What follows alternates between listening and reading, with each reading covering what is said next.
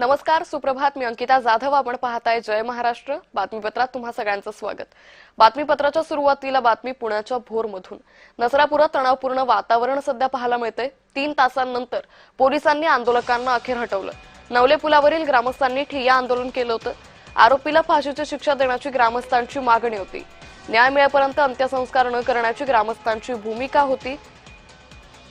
तर आरोपीला फाशी देण्याची या ग्रामस्थांनी मागणी केली. पुण्याच्या भोरच्या नसरापूरमधील 4 वर्षीय चिमुकलीवर अत्याचार करून तिची निर्घृणपणे हत्या करण्यात आली आणि याच घटनेच्या निषेधार्थ आणि आरोपीला फाशीची शिक्षा झालीच पाहिजे या मागणीसाठी या ग्रामस्थांनी नवले ब्रिजवरती रास्ता रोको केला होता. ठिय्या आंदोलन केलं होतं. त्यामुळे वाहतूक कोंडी मोठ्या प्रमाणात या ब्रिजवरती झाली होती.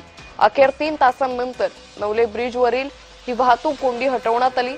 न्याय मिळेपर्यंत अंत्यसंस्कार न करण्याची ग्रामस्थांनी भूमिका घेतली आहे. नसरापुरात सध्या तणावपूर्ण वातावरण पाहायला मिळते. पोलिसांचाही मोठा बंदोबस्त या परिसरात तैनात करण्यात आलेला आहे.